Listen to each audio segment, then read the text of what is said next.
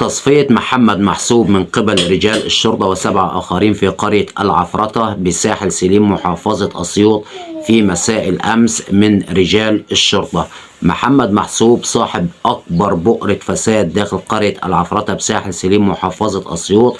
محمد محسوب كان بيزرع المخدرات وبيصنع أيضا المخدرات اللي هي بتتصنع وبيتم توزيعها على يد الناس اللي مشغلها، وأيضا محمد محسوب كان بيصنع سلاح وبيتم توزيعه في محافظات أخرى. إليكم كل التفاصيل داخل الفيديو، بس يا ريت نضغط لايك ونشارك الفيديو على أوسع نطاق ويلا بينا. مجزرة ساحل سليم وتصفية 8 أفراد من قرية العفرطة ساحل سليم، وعلى رأسهم محمد محسوب والذي يليه. تم تصفيتهم من قبل رجال الشرطة وقوات الأمن. السلام عليكم ورحمة الله وبركاته، أهلا وسهلا بحضراتكم جميعا في قناة مصر وطن. يا رب حضراتكم تكونوا بخير. في البداية بستأذن حضراتكم نتفاعل مع الفيديو ونعمل لايك عشان نوصل لأكبر عدد من الناس، وهنا بطلب من كل مصري من كل وطن حر شريف إن يتفاعل مع الفيديو عشان نوصل الحقيقة للناس، عشان الناس اللي هي بتطلع بتنتقد قوات الأمن ورجال الشرطة وبيقولوا هم ازاي بيطلعوا بيصفوا الناس كده دون وجه حق، ازاي كل يوم والتاني بنسمع تم تصفية فلان وفلان وفلان. الحقيقة هنا يا سادة محترمين دي مجزرة، مش القبض على شخص هارب من حكم. هو من ناحية هارب من أحكام، هو هارب من أحكام توقعت عليه أحكام غيابيا 171 سنة. ده محمد محسوب، محمد محسوب 171 سنة أحكام.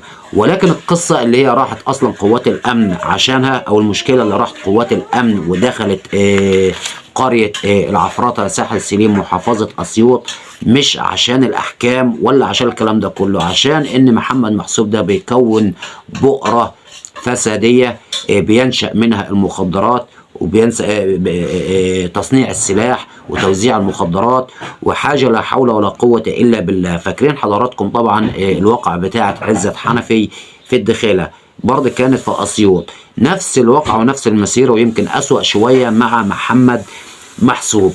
محمد محسوب ده كان بيشكل او بيكون عصابة خطيرة جدا داخل محافظة اسيوط، وكان بيدعم جميع المحافظات بتسليم السلاح بعد تصنيعه من داخل قرية العفرطة بساحل سليم، وكان ايضا بيوزع كمية مخدرات كبيرة جدا. فهنا أذى ناس كتير وتسبب في أذى ناس كتير. واحد زي ده ما نزعلش عليه لما يقول يعني رجال الشرطة صفته، يعني نزعل وصفوه ليه وعشان إيه؟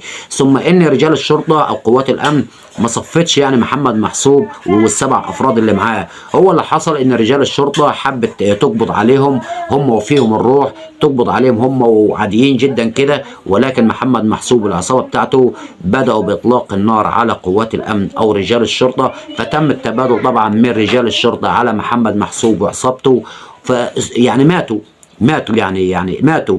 فالناس اللي طالعه بتقول رجال الشرطه بتصفي كل يوم في محافظه المنيا مش عارف كام واحد، وفي محافظه سوهاج كام واحد، وفي محافظه اسيوط كام واحد.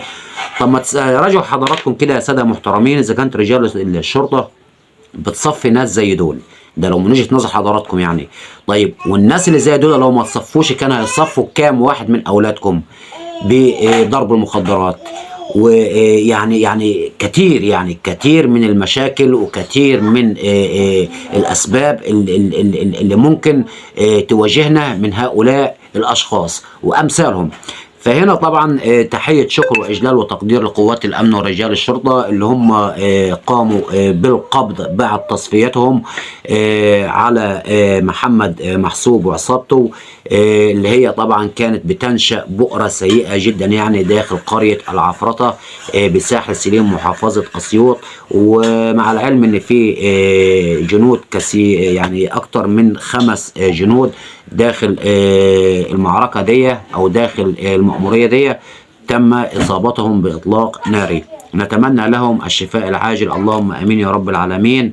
وضيفوا على كده يا ساده يا كرام ان ما بين كل يوم والتاني مصر بتظهر للناس اللي كانت شايفه مصر في صوره سيئه جدا.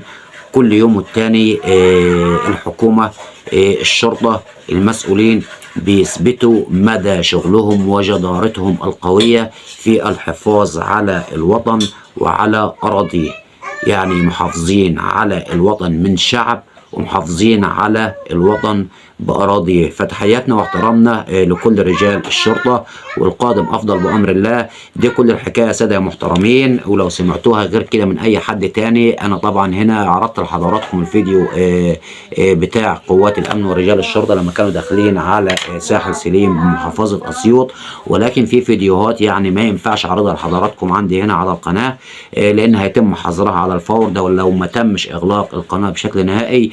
في رقم تليفون اكيد ظهر امام حضراتكم وهيظهر تاني امام حضراتكم الان، اللي حابب يشوف فيديوهات يعني ما ينفعش يتم عرضها على القناه هنا، ممكن يتواصل معايا واتساب وابعت له الفيديوهات بالواقعه كامله. مع كامل احترامنا وتقديرنا لحضراتكم جميعا اينما كنتم من الداخل والخارج، واستودعكم الله، والسلام عليكم ورحمه الله وبركاته.